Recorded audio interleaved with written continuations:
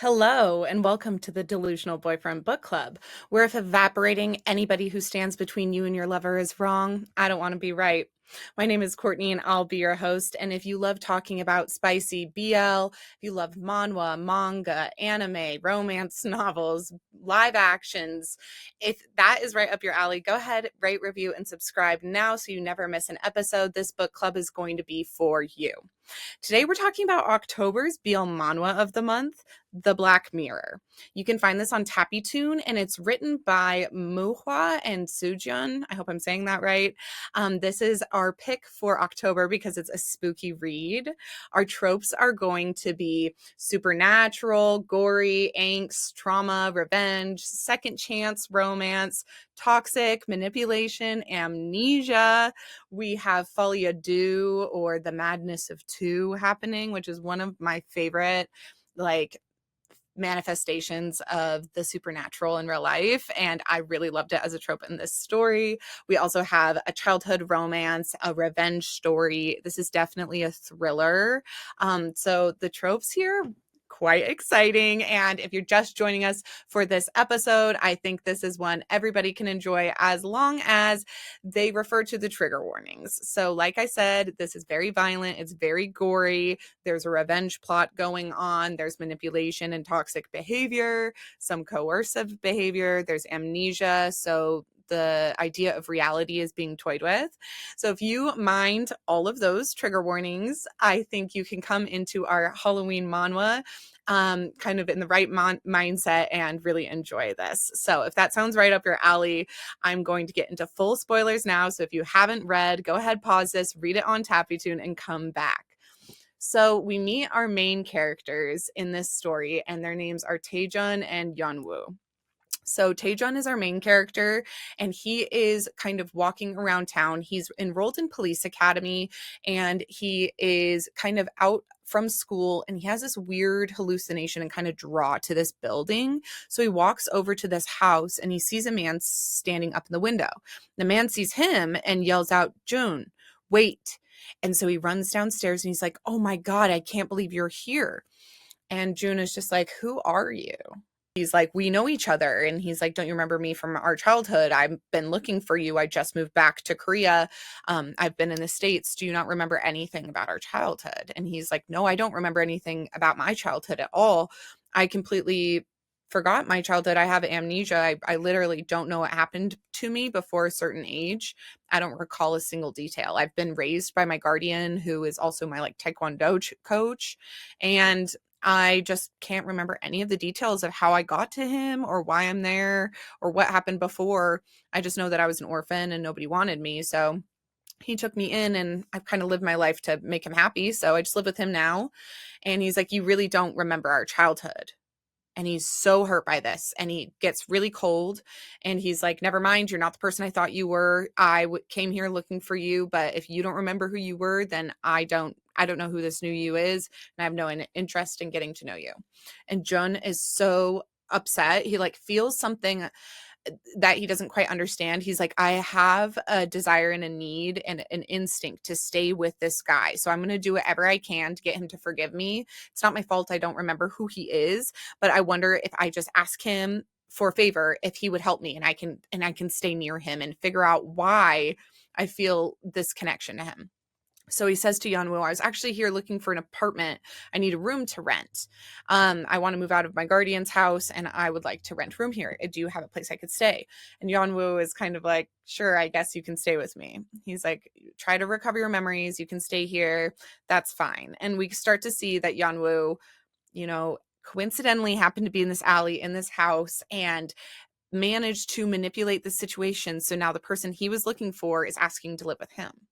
So right off the bat, you can tell something weird is going on. You're wondering what happened in their childhood that was so important that he moved to America and came back looking for him. They have an immediate chemistry, which is like very believable, and I was really invested in this like childhood romance, and the idea that one of them has these feelings they've been holding on to and the other one completely forgot him is very compelling. So at this point, the characters start living together, and Joan starts to have these nightmares. And there's a room right across from his room.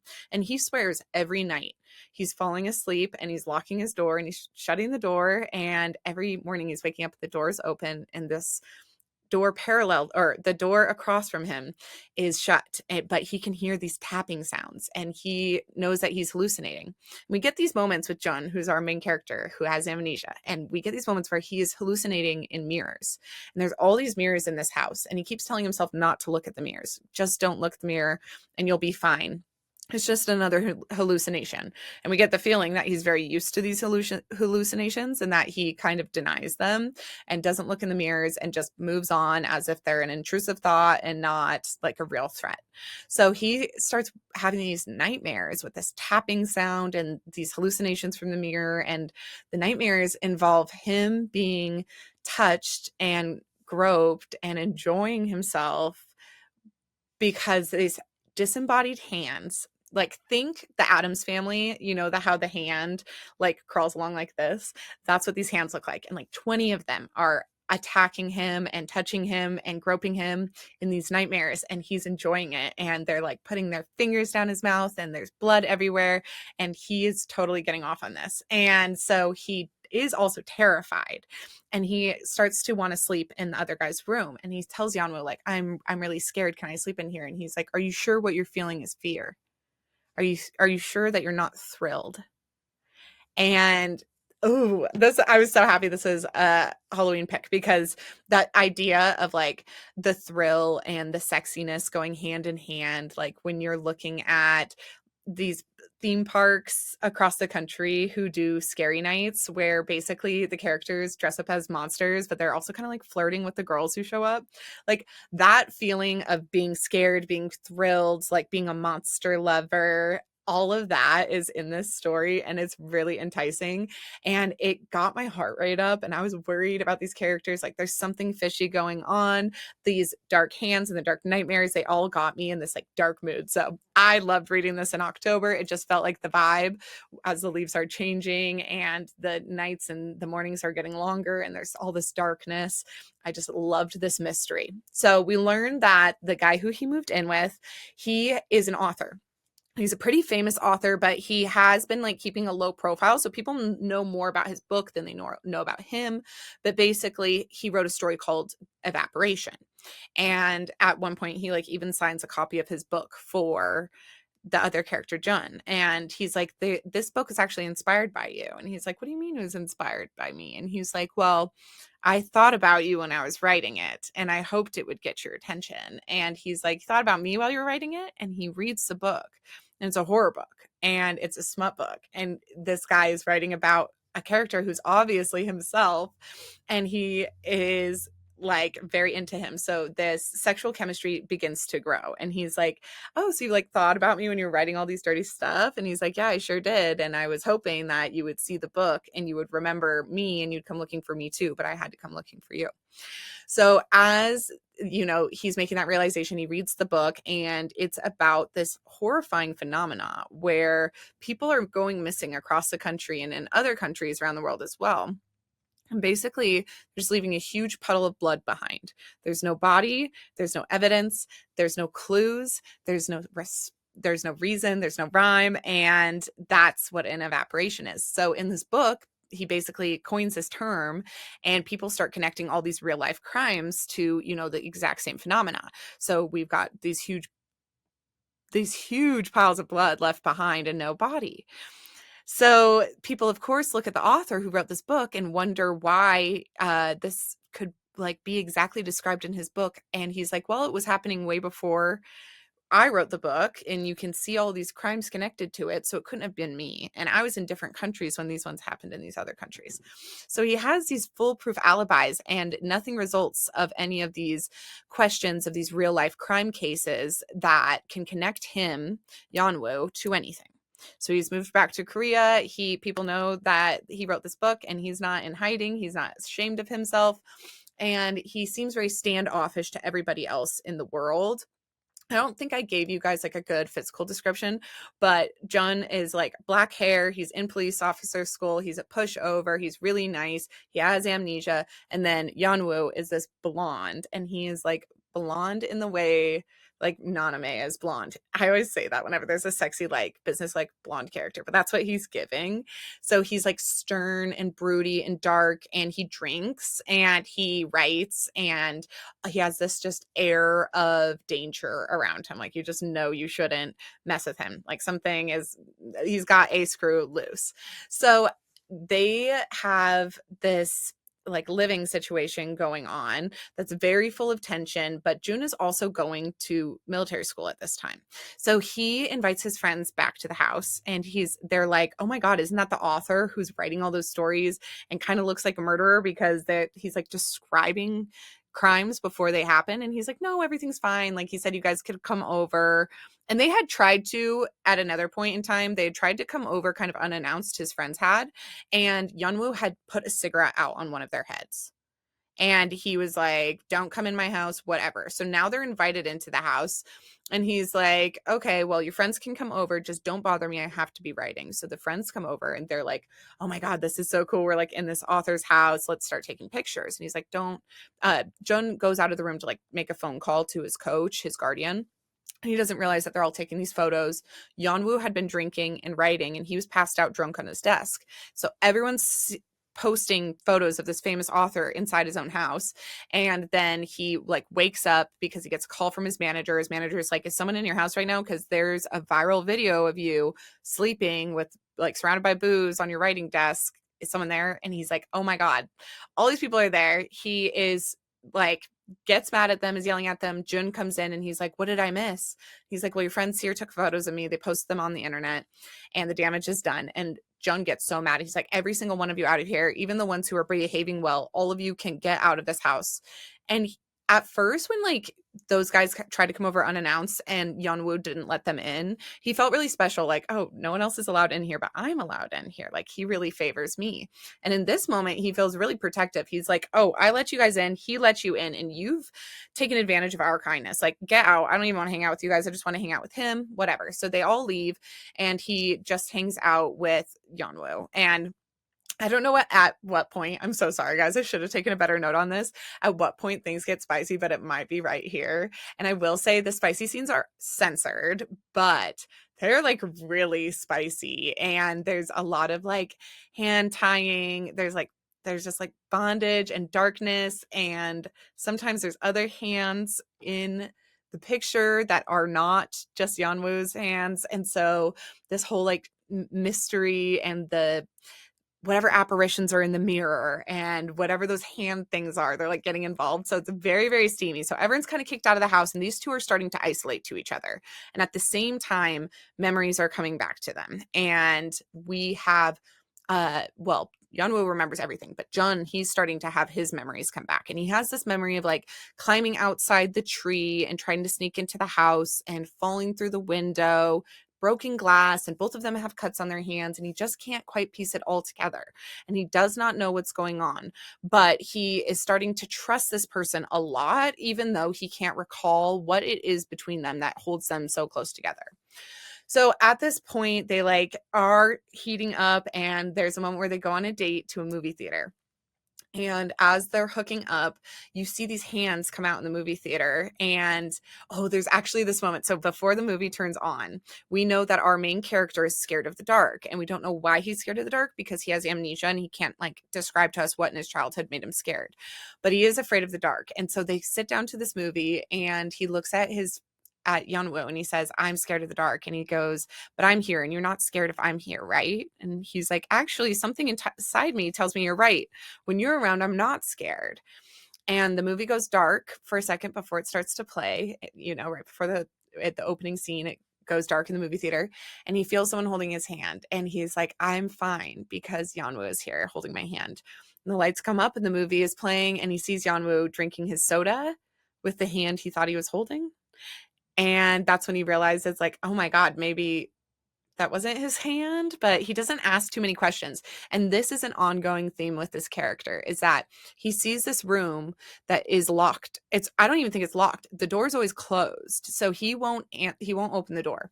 He hears the tapping. He like sees hallucinations in the mirrors, and every single time he should ask more questions or be concerned.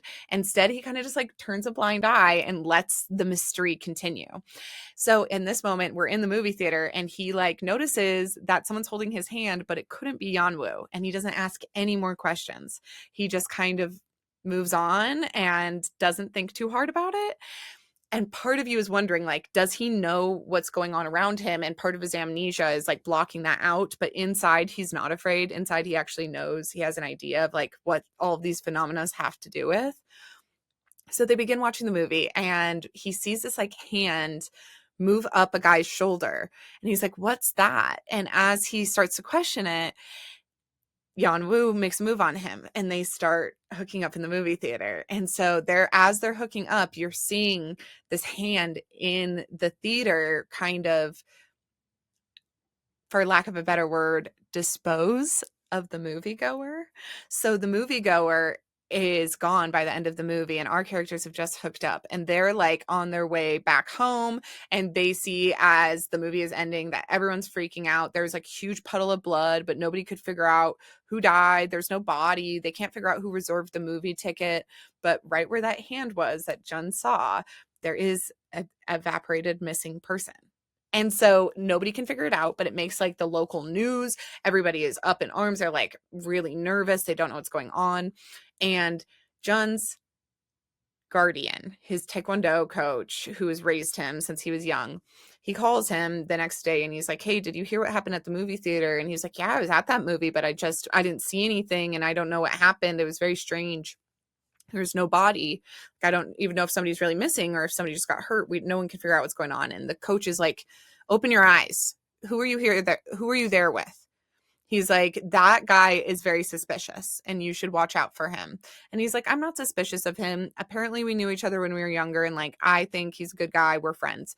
And his coach is like, no, ask him about his guardians. Ask him what happened to everybody in his life, because I think people in his life died the same way that my friends died. And I think they all went missing at the same time and it all has to do with him. He's like, what are you talking about? And he's like, just ask him. So he does. So Jun ends up asking him about this and he's like, what does he mean? Like, did your parents really die? Like, did you kill them? And like, did your guardians die in the same exact manner? And he kind of just like comes out and says it. And he's just like, yes, my guardians did die. They were evaporated here in Korea. My parents were evaporated. And then the people who came to take care of me, all they wanted from me was money. And they died in a car accident. And then my aunt and uncle, who I ended up living with, they also were evaporated. Yes, all of that's true. And he's like, did you have something to do with it? And he's like, and if I did? How are you sure all those people were good people?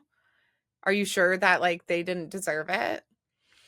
And Jun starts freaking out and he's just like, oh my God, you're a murderer. And part of him like doesn't care. And part of him knows he should care. And he's just having this moral crisis. And Yanwoo is like, by the way, your guardian only told you that to get you away from me because he's using you for his own reasons. He wants to seem like this because he's a teacher at the university. He's like, he wants to seem like a good person, like a good teacher, like he took in this orphan. He is trying to assuage his own guilt for things he's done in his past. And he's like, no, my coach is a good guy. He hasn't done anything bad. And he's like, no, he has. Your coach had an affair with my aunt. And he's like, what? And he's like, yes, my parents were my aunt and uncle. After my parents died, I lived with my aunt and uncle. And your coach knew my aunt and uncle and he was best friends with my uncle. And he had an affair with my aunt because he always had this inferiority complex. So in order to get back at my uncle, he slept with my aunt and they had this affair. And then he only adopted you so that he could make himself feel better, like he's a good person. And he's like, that can't be true. That's not true. And they get in this huge fight and they end up kind of going their separate ways. And at this point, Jun realizes, he's like, he never even told me he liked me. So I have put myself in this situation where I live with this man. I have nowhere else to go. I like him. He knows I like him. I don't know if he likes me. He's clearly dangerous. And I might just be living with him as like a play toy. So I should get out of here. So he leaves and he goes back to live with his coach. And he doesn't see Yanwu for a long time. And Yanwu actually ends up like going to America and doing a book tour, and he's doing all this marketing. Meanwhile, we have Jun back at the academy, and he's trying to pay attention to his classwork, but all he can think about is Yanwu. And then one day he sees Yanwu on the TV, and he's like, oh my God, I really, really miss him. And Yanwu kind of talks to the TV, and he basically says, like, I'm trying to get your attention. I haven't spoken to the person that this book is about, but I hope they see this interview. And so he's like, oh my God, am I delusional? Is he like talking to me? Does he want to get back in contact with me after everything? Like, even if he did me wrong, even if he's scary, even if he never really returned my feelings, I want to know like what there is between us. And he's already had all of these recovered memories where he has learned from the recovered memory and then confirming with Yanwu before they had the split that Yanwu's parents had abused him horribly, and they would basically put him in that dark room that's full of mirrors when he was a child and make him watch horror movies. And they would turn off the lights, and there's no way to turn off the TV. There's no buttons. And so on the night that he broke through that window, his Yanwu's parents were throwing him in that dark room, and they catch Jun, and they're like children at this point. They're like 6 years old, and they catch Jun trying to save him, and Jun is like, no, don't put him in the scary room. Don't put him in the scary room. And the parents are like, you can both go in the scary room for all we care. So they lock them both in the scary room. The movie ends. Jun and Yanwu are holding hands, and they're like, none of this is scary as long as we're together. And by the end of the movie, they like open the door and they walk out to see the parents are sleeping. And Jun has a recovered memory of himself walking up to Yanwu's parents and standing over them and saying it would be so easy to just bring a hammer down on their heads. So as he's having these realizations while they're apart from each other on their break, that he himself might have been involved in that parent's disappearance, and that he might be repressing memories that involve him in a way that's like not 100% Yanwu's fault. So he might not really be, as much as he wants to pretend like he's scared of Yanwu, he doesn't feel scared of him. In fact, he feels like they're on the same level in a way. And if he could just remember that last little bit, then he could put the puzzle together and understand what Yanwu has always remembered. So until he can remember that last bit of the memory, what really happened on that night when the parents died, like until he can remember that, he's just not quite sure what reality is. So at this point, we see that Yanwu is like trying to get his attention, Jun's attention again, trying to get them back together, and he contacts the guardian, the taekwondo coach, and he's like, come have dinner with me. So he has dinner with him, and he says, he knows about your affair, and if you don't get him to come to my house for a birthday party, I'm going to throw him a birthday party. Yanwu has the coach at dinner, and he says, I'm going to throw Jun a birthday party, and you're going to get Jun there, and you're going to tell him that like I'm throwing this birthday party and that it's a good idea that we hang out, because he'll listen to you. And the coach is like, why should I do that? And he's like, because if you don't do that, I'll reveal to everybody that you were having an affair with my aunt. And I have this proof, and this is what I'll do. And so the coach is just thinking of himself, and he's like, I can't have my reputation ruined by this orphan. Like, I was only even brought him into my house to look better. I can't look worse because of him. And so he agrees to get Jun to Yanwu's house. And that's when we as the audience see like this coach was actually very selfish, and he's in it for himself, and he does not have Jun's best interests at heart.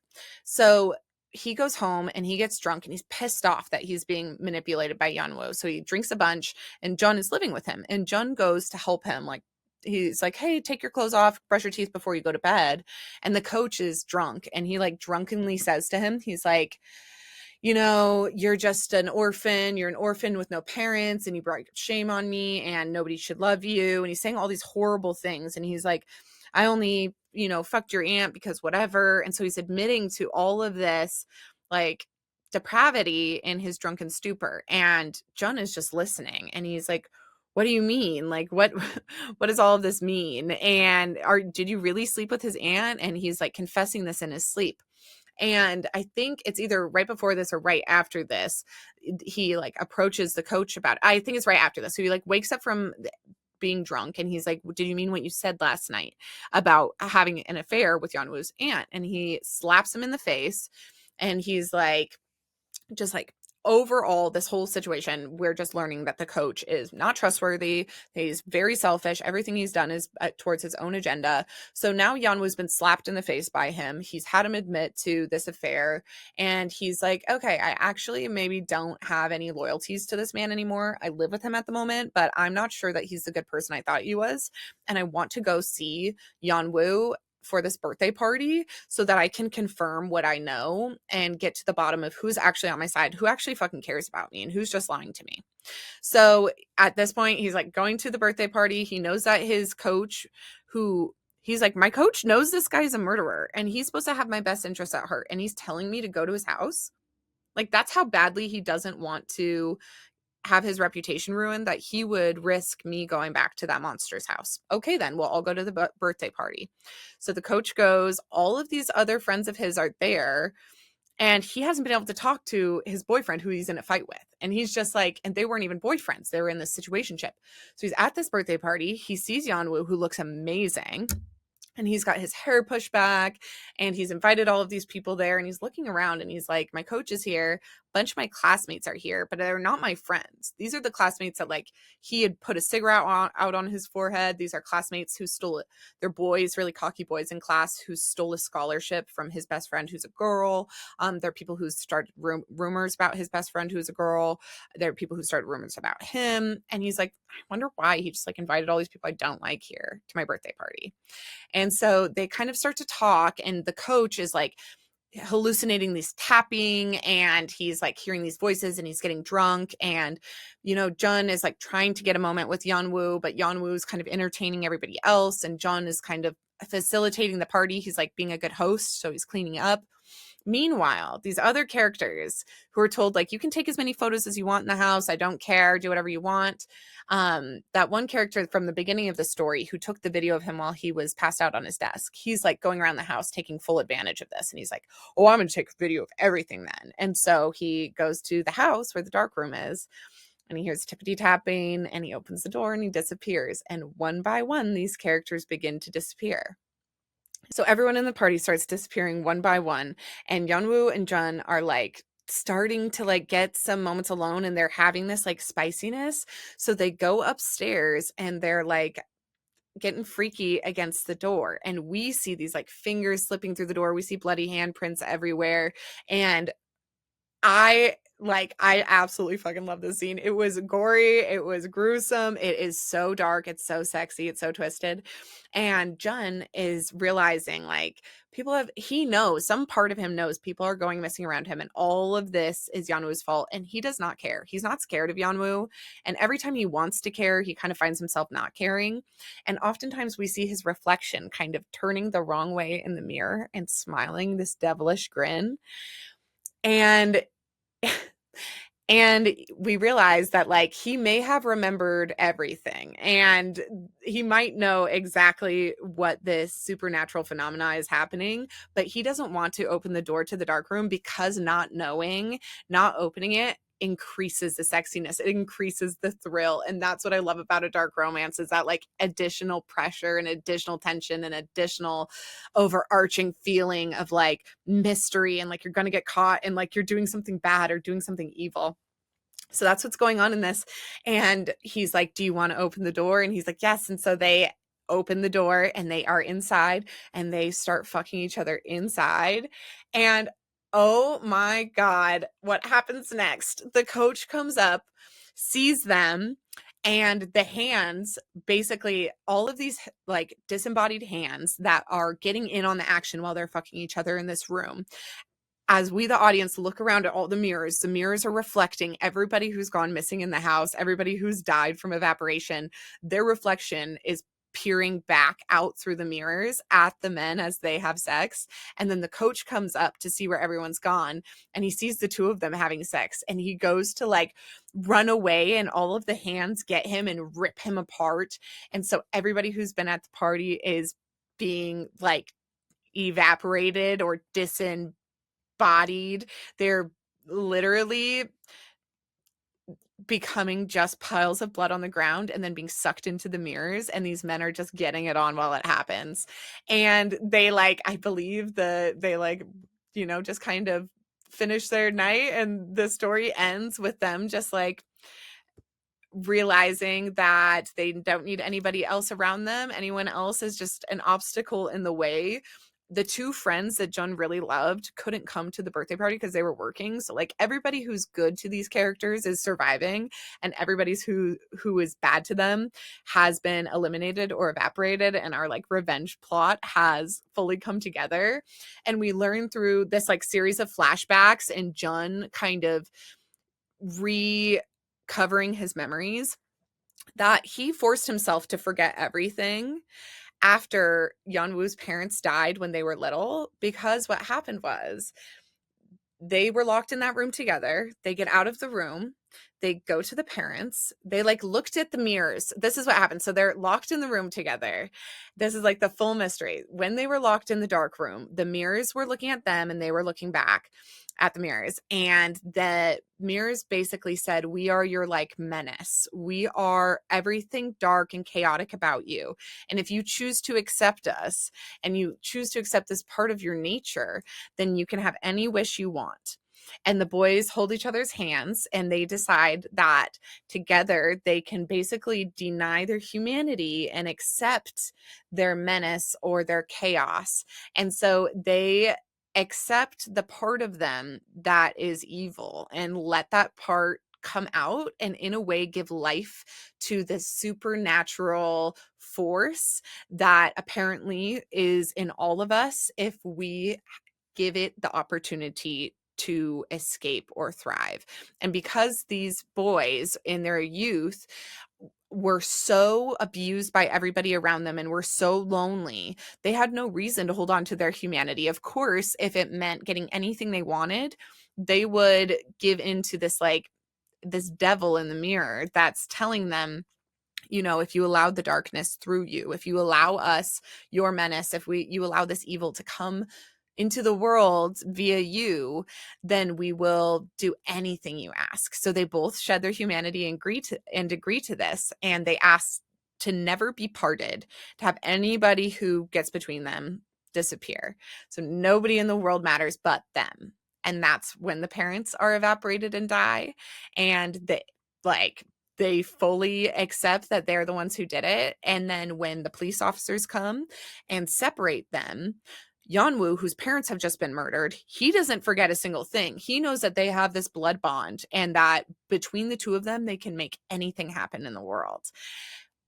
But Jun is left in Korea when Yeonwoo is moved away. And Yeonwoo like causes that car accident. Everything he does in his life, he's caused to get back to Jun. Everything Jun has done in his life is to forget that night so that while he's an orphan in this world, people aren't starting rumors about him and talking and whispering about him. And then soon he's adopted by this guy, and he's like, I don't want the person who adopted me and my teachers and my friends to hate me. So I have to forget everything I know. Because if I remember what happened in the dark room and what happened in the mirrors and what choice I made, I won't be able to fit in with these people anymore. So that's where the amnesia came from. And then, of course, all the other deaths around the world are due to this like evil being let out into the world by these two men. And then also the deaths are specifically occurring to people they want it to happen to. So we learn as an audience that like there's probably other people in the world who have accepted their malice or their menace, and that malice has also caused evaporation. So I don't think all of the evaporations are due to Yeonwoo, because we've seen that there were evaporation cases before him, like before he was even alive. So this is a phenomena that's been able to be accessed, like a certain superpower or like a way you could sell part of your soul to the devil to get this kind of evaporation power. And other people have been able to do this in history. So that's our story. It ends with them like having sex and both knowing everything that there is to know and choosing each other. And choosing this life of violence and malice where nobody but them matter, and it's very self-centered and self-absorbed and possessive and obsessive and toxic and manipulative and dark, and I loved it. I loved it so, so, so much. I absolutely recommend this story. If you like monsters, if you are a like horror movie buff, if you are on Mask Talk, if you are a girl who loves a dark romance where someone's like running behind you with a knife, like this story's for you. It will give you that adrenaline rush. I just absolutely loved it. My favorite spicy scene in this whole story was when they're in the movie theater and they start getting it on while you see this guy like getting murdered in the background. It was so good. It was so good. This also, the spicy scenes in this, they're censored. But there's a lot of them. And there's one like in a shower that I was super into, the one at the end where they're getting it on in front of all of the bodies in the mirror. Oh my gosh, so good. I mean, it was like literally, it was so good. So if you're into dark romance, you're into spooky season, spooky stuff, this is absolutely for you. Like, oh, it's chef's kiss. I loved it. This is a 5 out of 5 for me. I would say there's no side stories. It's completed in 62 episodes. So if you really love side stories, you really love a long story, that could work against you. Otherwise, I think 62 episodes complete is like a perfect length. I really love this. It read super fast. It concluded really nicely. It was all about this mystery. Like, it was both had a plot and smut. It was well balanced for me. I didn't really need any side stories other than it would be nice to know if like, do they like get married and have kids and like break the cycle of abuse, or do they just live toxically forever, getting rid of anybody who ever comes between them? So that's how I feel about the story overall. My delusional boyfriend is my favorite section. My delusional boyfriend is definitely the top. Our character Yanwoo, who is like blonde and manipulative and like totally evil, who has been evil since he was 5, who knew he loved Jun immediately. He literally moved across the country, killing anybody in his way until he got back to Jun. Do I need to say more? Like, that is the character. Let alone the fact that he like ties his little hands up and pushes him up against the dark room door and uses all this like fear as an aphrodisiac. Like, all of that is so sexy to me. Like, that's my type of man. So that's my delusional boyfriend. Would I date him in real life? Absolutely fucking not. This is not an in real life boyfriend. He's extremely violent, and I'm pretty sure he would kill everyone in your family if it meant keeping you close to him. So like, no, I'll pass. And he doesn't necessarily dethrone any of my number 1 delusional boyfriends, but I will say that he's extremely memorable. I love this character, and I'm a writer, so like I like writers. And I thought that he was like a broody, moody character, and I'll always be into that.